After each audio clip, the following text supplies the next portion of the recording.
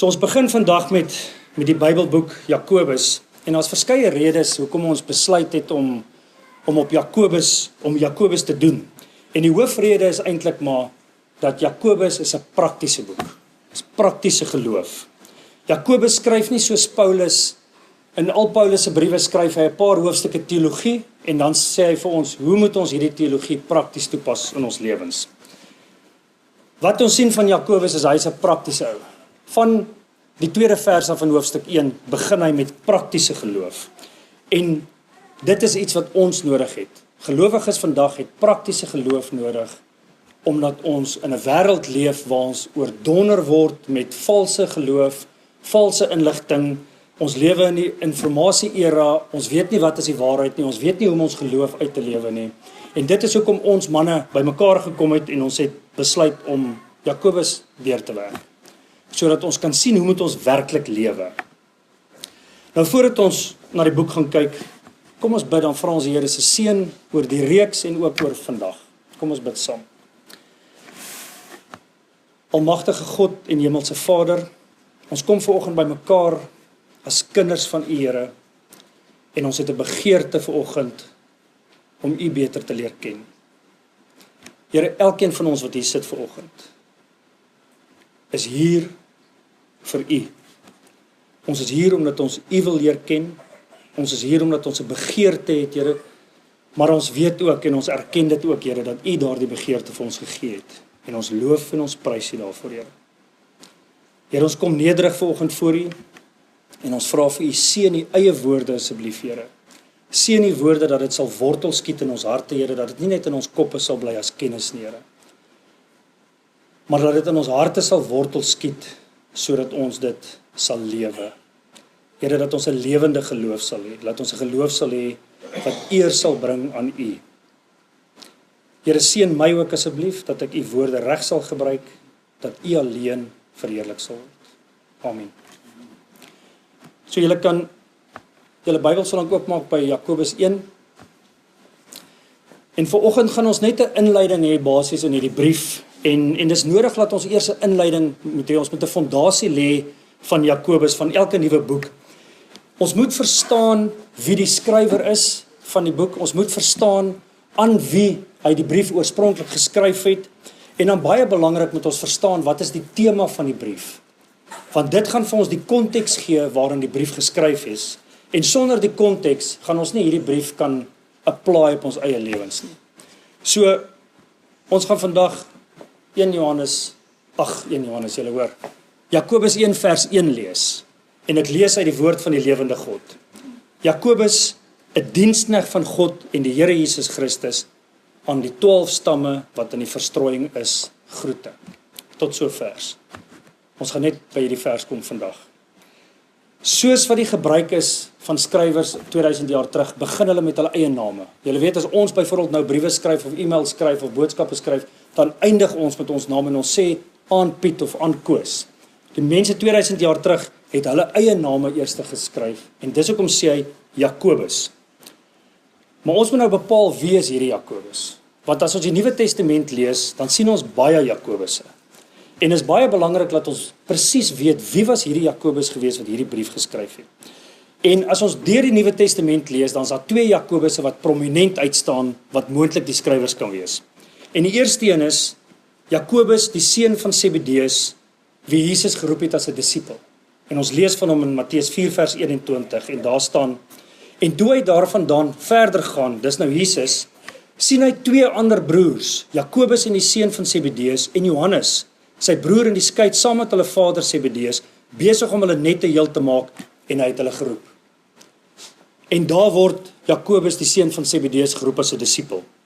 Die ander prominente Jakobus wat ons in die Nuwe Testament van lees, is Jakobus die halfbroer van Jesus. Nou voor ons kan bepaal wie van hierdie 2 die brief geskryf het, moet ons net gaan kyk wanneer is hierdie brief geskryf. En dis 'n baie interessante feit van die brief Jakobus, maar dis die eerste brief wat in die Nuwe Testament geskryf is. En ons dink altyd omdat hy redelik aan die einde van die Nuwe Testament geskryf is, moet hy aan die einde van die Nuwe Testamentiese tyd geskryf is, maar dis die eerste brief wat geskryf is. En die brief is geskryf tussen 44 en 49 na Christus. Dit beteken tussen 14 en 19 jaar nadat Jesus gekruisig is. So dis sommer vars na Jesus se kruisdood. En in Handelinge 12 vers 1 en 2 sien ons dat hierdie ander Jakobus, die seun van Zebedeus, doodgemaak is. Ons lees daar, en omtrent daardie tyd het koning Herodes sy hande geslaan aan sommige uit die gemeente om hulle kwaad aan te doen. En hy het Jakobus, die broer van Johannes, met die swaard omgebring. So wat ons sien is, dat Jakobus, die disipel, is die eerste apostel wat doodgemaak is vir sy geloof. En as ons die timeline in die Nuwe Testament gaan optrek, sien ons dat hy is doodgemaak voor hierdie brief geskryf is. So ons weet nou, dit kan nie hy wees nie. So wie is die volgende kandidaat? Is Jakobus die halfbroer van Jesus. En reg deur kerkgeskiedenis aanvaar al die teoloë en geskiedkundige skrywers dat Jakobus, die halfbroer van Jesus, hierdie brief geskryf het. En is nie net hierdie timeline wat dit vir ons bevestig nie, daar's ander maniere ook hoe geskiedkundiges bepaal wie 'n brief geskryf het. Byvoorbeeld, as ons gaan kyk na Handelinge 15, Paulus het na die kerk in Jerusalem toe gekom omdat hy vrae gehad het oor wat moet vir die ongelowiges, die Gentiles, die heidene geleer word as hulle tot geloof kom, want daar was Joodse Christene wat gesê het hulle moet die Sabbat hou, hulle moet besny word, hulle wou al hierdie Joodse reëls teruggebring het. Toe gaan Paulus na die apostels toe in die Jerusalem kerk en hy gaan vra vir hulle, wat moet ons vir die heidene leer? En wat interessant is daar, Johannes, die halfbroer van Jesus, het gepraat.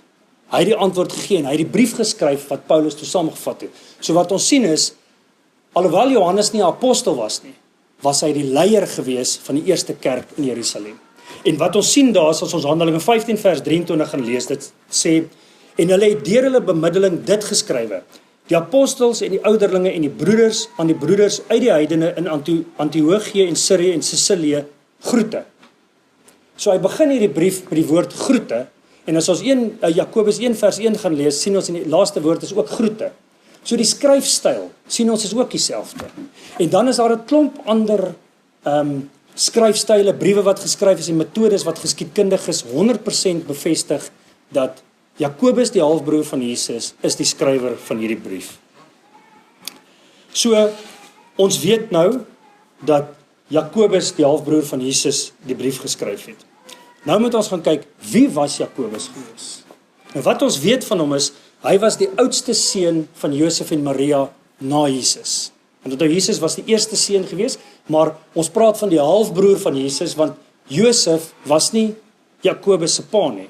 Onthou, Maria het swanger geword deur die werking van die Heilige Gees, so dit was sy halfbroer gewees. So ons weet dat Jakobus die oudste is, en hoe ons dit weet is weer eens die manier wat hulle geskryf het in daai tyd. En ons sien in Markus 6 en Markus 13 dat Jesus se broers word genoem. En hoe hulle dit in daai tyd geskryf het, is hulle dit van die oudste na die jongste genoem. Die kinders se name. So ons lees daar in Markus 6 vers 3, is hy nie die timmerman, die seun van Maria en die broer van Jakobus en Joses en Judas en Simeon nie? En is sy susters nie hier by ons nie? En hulle het aanstoot aan hom geneem. So dit is hoe ons bepaal dat Jakobus was die oudste seun na Jesus was gewees. Nou, die feit dat Jakobus Jesus se broer was en steeds 'n brief in die Nuwe Testament geskryf het, is merkwaardig. Dis ongelooflik eintlik. En die rede is, Jakobus het nie geglo in Jesus nie. Sy broers en sy susters het nie geglo in hom nie. Hulle het groot geword saam met hom. Ons kan nou nie regtig sê hulle was stout geweest saam met hom nie, want Jesus het nooit sonde gedoen nie, so, maar hulle het groot geword saam met hom, en hulle kon nie aanvaar dat hierdie broer van hulle die Messias is nie, die seun van God is nie. En ons sien in Johannes 7 is daar 'n gesprek tussen Jesus en sy broers, en in vers 5 staan daar, want ook sy broers het nie in hom geglo nie. Vir hulle was Jesus net 'n mens. Hy was net 'n broer gewees, en dit was vir hulle verregaande die dinge wat Jesus geclaim het oor homself. So erg. Hulle ongeloof was so erg geweest. In Matteus 3 vers 21 lees ons dat hulle wou hom wegvat, want hulle het gedink hy is van sy sinne beroof. Hulle het gedink hy is mal. So wat het gebeur? Wat moes gebeur in hierdie ongelowige ou se lewe dat hy tot geloof gekom het? En wat ook interessant is, dit is nie net Jakobus, halfbroer van Jesus, wat 'n brief in die Nuwe Testament geskryf het nie. Daar's nog 'n broer wat 'n brief geskryf het, Judas. Judas is ook halfbroer van Jesus. En ons lees in Judas 1, Judas 'n diensknegt van Jesus Christus en broer van Jakobus. So daar's 2 broers van Jesus wat briewe in die Nuwe Testament geskryf het. So wat moes met hierdie broers gebeur dat hulle tot geloof gekom het? En julle kan onthou, ons het al gepraat van Petrus wat so 'n geweldige lafaard was, wat met Jesus se kruisiging nadat hy die ou se oor afgekap het, bang geword het, weggehardloop, vir Jesus alleen gelos het, vir Jesus verloon het en op 'n afstand gekyk het hoe Jesus gekruisig word en ewe skielik het sy lewe verander. Hy het verander in 'n bold verkondiger van Christus. Ons lees in Jesus ons lees in die Bybel dat die verandering in Petrus se lewe was toe hy die opgestane Christus sien. En dis wat met Jakobus ook gebeur het. Hy het die opgestane Christus gesien. En nou ons lees in Handelinge 1 van die hemelvaart en ons almal ken die hemelvaart storie. Jesus het met die mense gepraat en ek gaan vir ons lees van vers 9 af. Daar staan: en nadat hy dit gesê het, dis nou Jesus, is hy opgeneem terwyl hulle dit sien en in 'n wolk het hom voor hulle weggeneem. En toe hulle nog stip na die hemel kyk terwyl hy weggaan, staan daar 2 manne in wit klere by hulle wat sê: Galileese manne, waarom staan julle en kyk na die hemel? Hierdie Jesus wat van julle opgeneem is in die hemel, sal net so kom soos julle hom na die hemel sien wegvaar het. Daarop draai hulle om na Jerusalem van die berg af wat genoem word Olyfberg, wat naby Jerusalem is, 'n sabbatsreis ver. En hoor nou hier. En toe hulle daar kom, gaan hulle na die bovertrek waar hulle gewoond was om te vertoef, naamlik Petrus en Jakobus, die disipel, en Johannes en Andreas, Filippus en Thomas, Bartolomeus en Matteus, Jakobus, die seun van Alfeus, en Simon die ywerhaar, en Judas, die seun van Jakobus. Hulle het almal eendragtig volhard in gebed en smeking, saam met almal, en 'n aantal vroue, die moeder van Jesus, met sy broers. Sy broers het die opgestane Christus gesien. Sy broers het die hemelvaart gesien, en hulle het geglo. En dit was die verandering gewees wat plaasgevind het. Maar Jakobus het nie net dit ervaar nie. Hy het nie net sommer die opgestane Jesus saam met almal gesien en die hemelvaart saam met almal gesien nie. Ons lees in 1 Korintiërs 15, Paulus is besig om sy eie apostelskap te verduidelik. En hoor wat skryf hy van Jakobus. Want in die eerste plek het ek aan julle oorgelewer wat ek ook ontvang het, dat Christus vir ons sondes gesterf het volgens die skrifte, en dat hy begrawe is, en dat hy op die 3de dag opgewek is volgens die skrifte, en dat hy aan Sefas verskyn het, daarna aan die 12, daarna het hy verskyn aan oor die 500 broeders tegelyk, waarvan die meeste nou nog lewe, maar sommige al ontslaap het. Daarna verskyn hy aan Jakobus.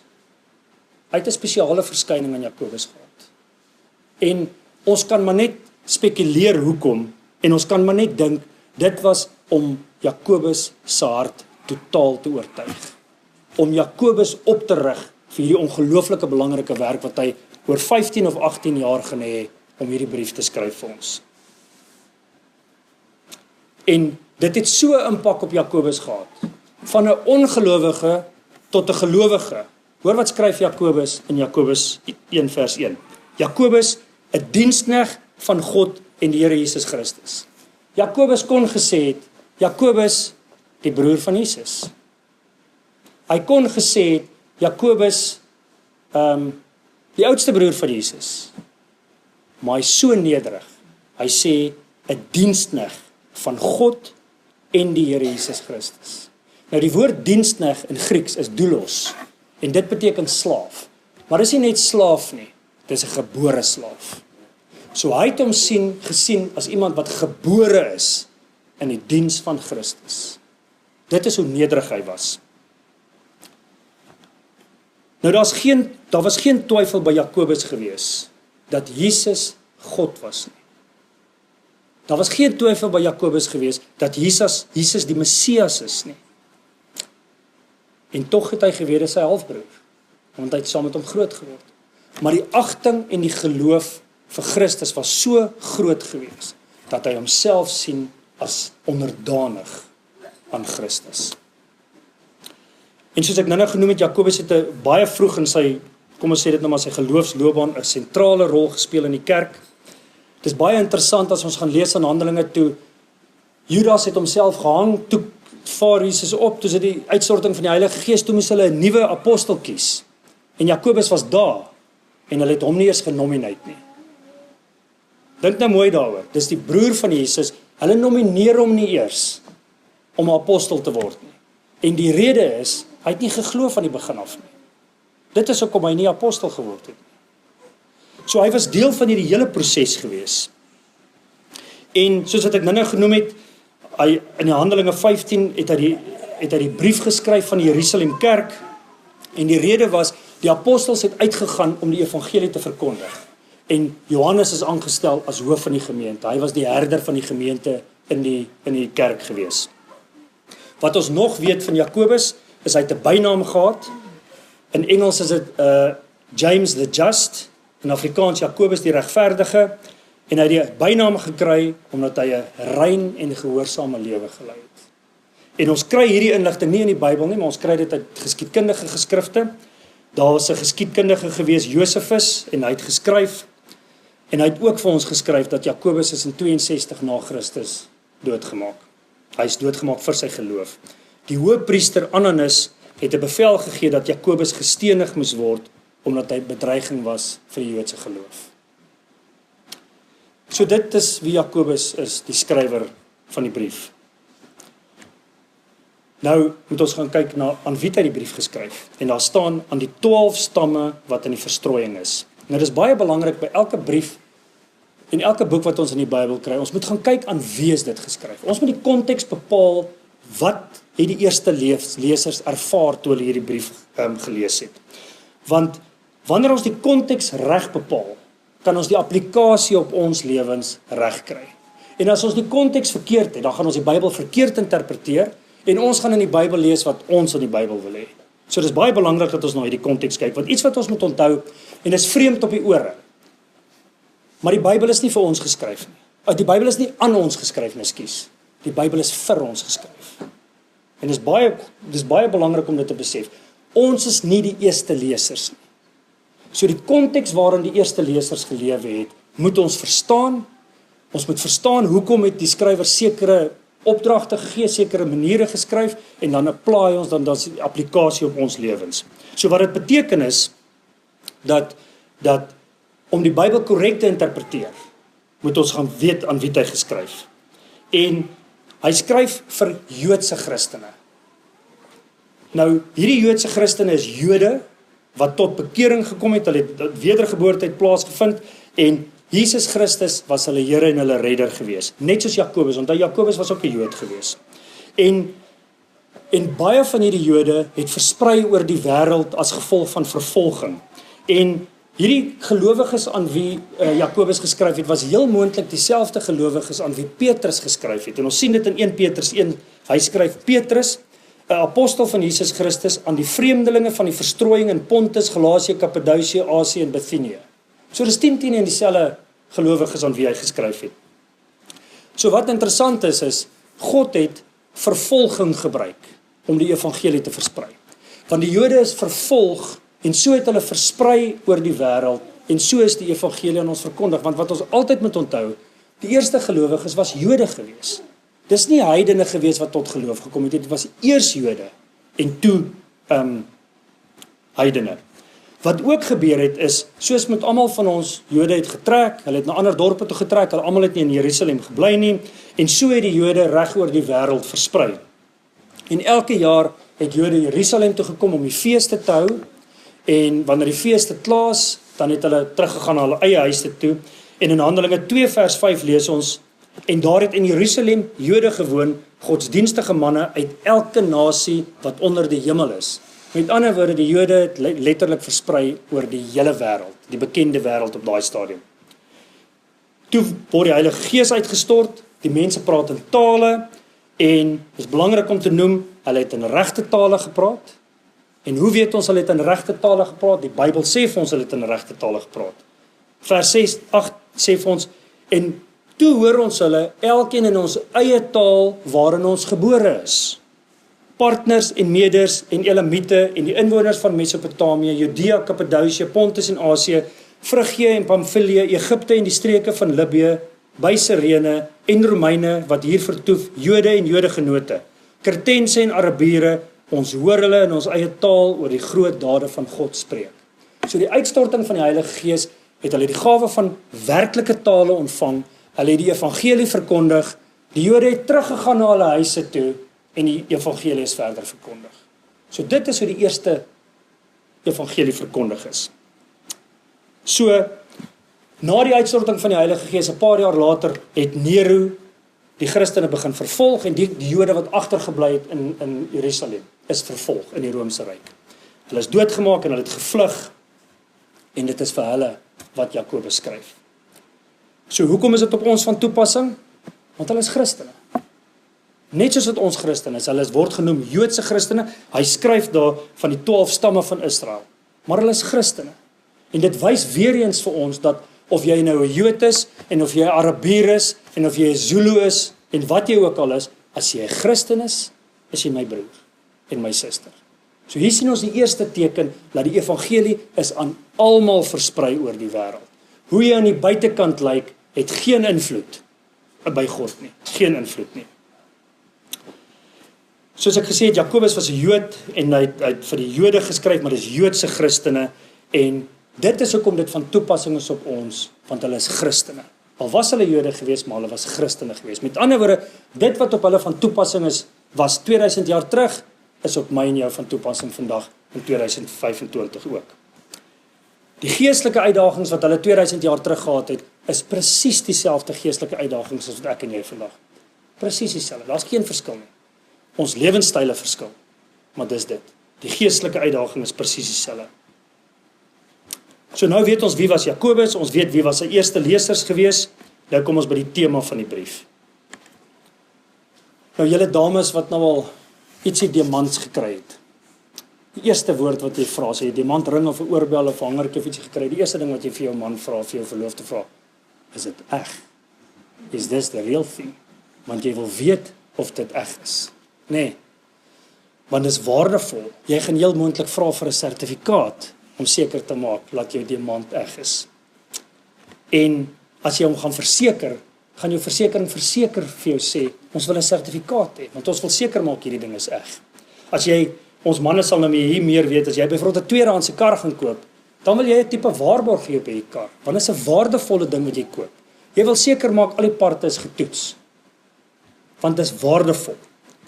En nou kan ons vir onsself vra, wat is vir ons die waardevolste ding wat ons besit? Is jou geloof. Jou geloof in Jesus Christus. Dis die waardevolste wat ek en jy kan hê. Met ander woorde, as ons diamante wil toets, om te kyk of dit eg is, en as jy jou waardevolle goed wil toets of dit eg is, moet jy nie jou geloof op toets nie. Jy moet jou geloof toets. Jy moet seker maak, jou geloof in Christus is reddende geloof. Net soos die diamant, wat jy vra, is this the real thing? So moet ons vir mekaar vra, is this the real thing? Is jou geloof eg? So die tema van die brief Jakobus is, toets jou geloof. Maak seker, jou geloof is reddende geloof. Dink julle daar is 'n geloof wat nie red nie? Daar is 'n geloof wat nie red nie. En ons sien dit in die Bybel. Matteus 7 vers 21 tot 23 sê, nie elkeen wat vir my sê, Here, Here, sal ingaan in die koninkryk van die hemele nie, maar hy wat die wil doen van my Vader wat in die hemel is.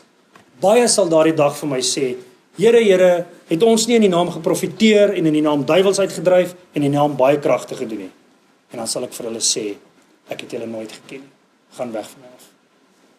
Hierdie is mense wat dink hulle is gelowig. Hulle is oortuig. Hulle is gelowig. Hulle is oortuig.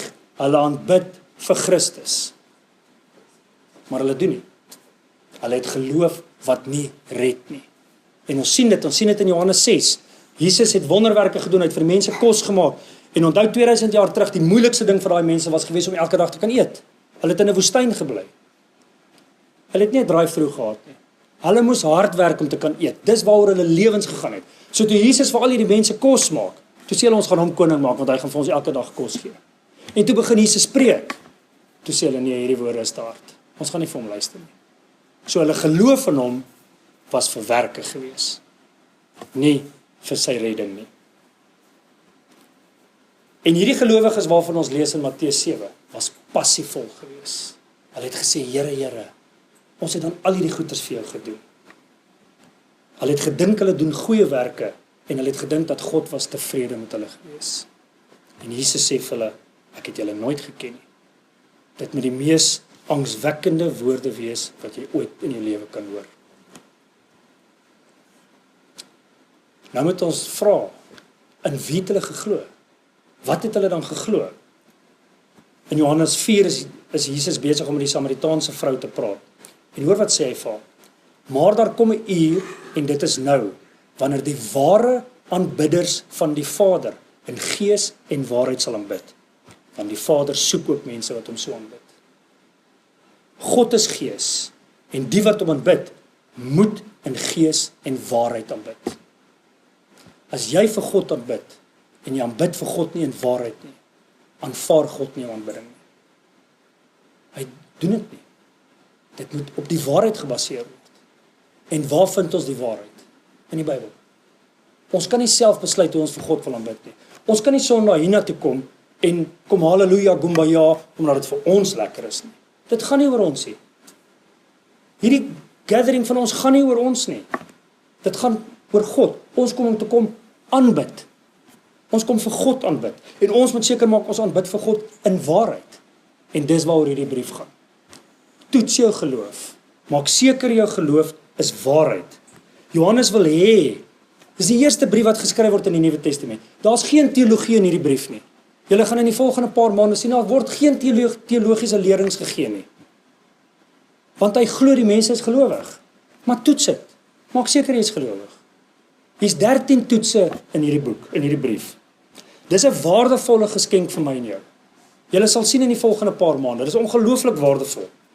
Maar dis ook 'n waardevolle geskenk vir die kerk. Want ons kan mekaar se geloof toets. Onthou ek het al baie vir julle gesê, dit wat ons vir mekaar sê, beteken niks nie. Jou mondelingse belydenis is mooi en is goed, en mense moet dit hoor, maar dit beteken niks nie. Hoe lewe jy Christus? Is jy lief vir die gemeenskap van die heiliges? Kom jy kerk toe? Aanbid jy in waarheid? En dis wat ons hier gaan doen. Ons gaan mekaar se geloof toets. Elkeen van ons gaan ons eie geloof toets en ons gaan mekaar se geloof in liefde toets. En almal van ons gaan hierdie toetse dryf.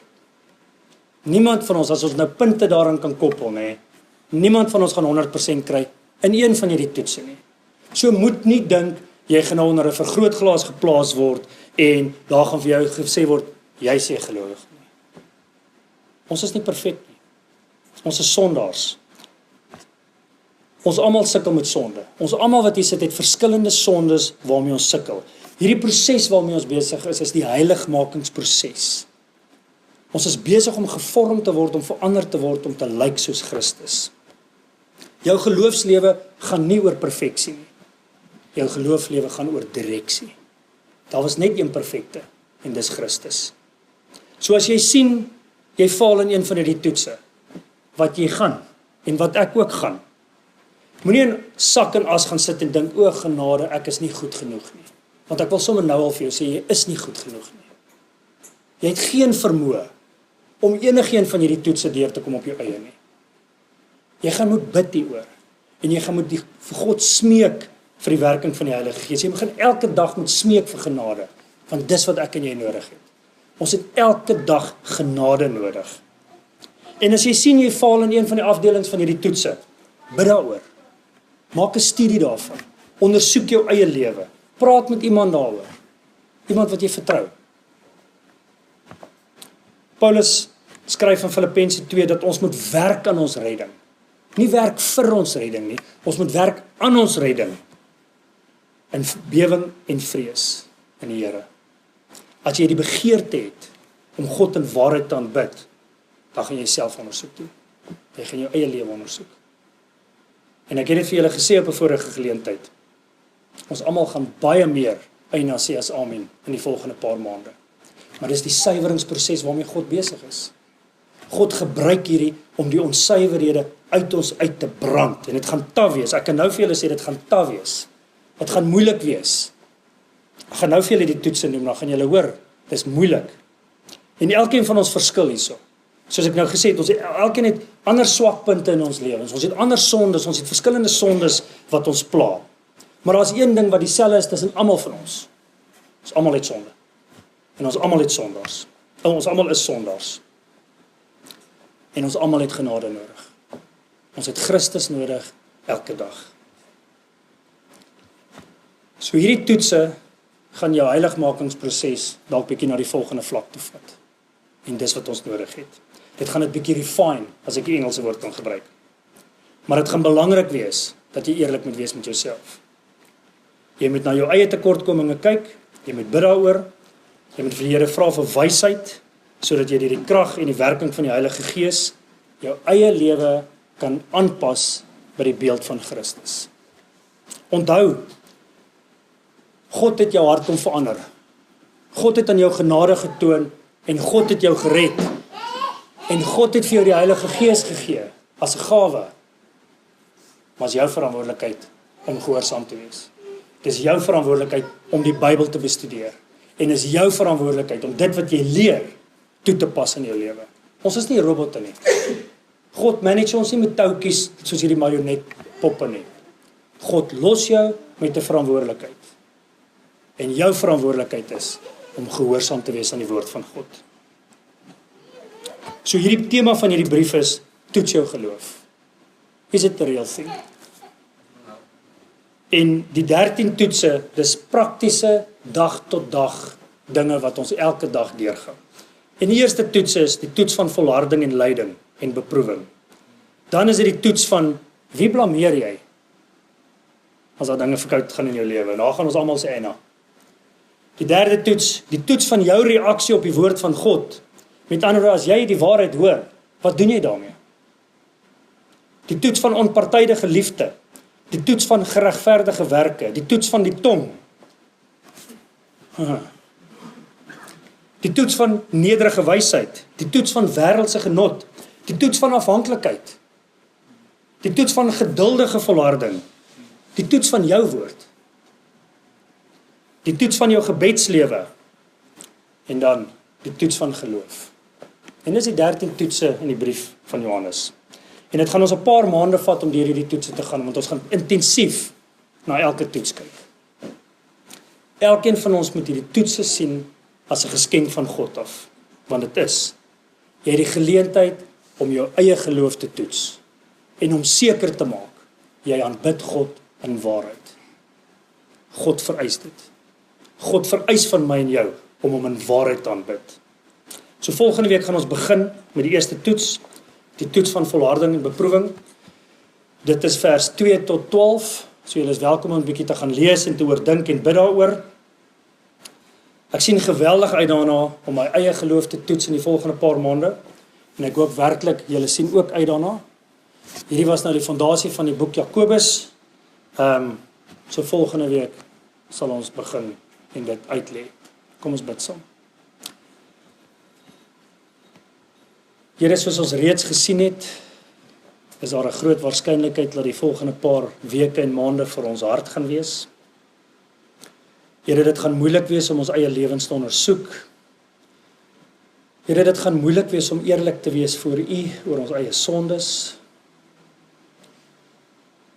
Here, dit gaan moeilik wees om ons sondes te bely en om weg te draai daarvan af.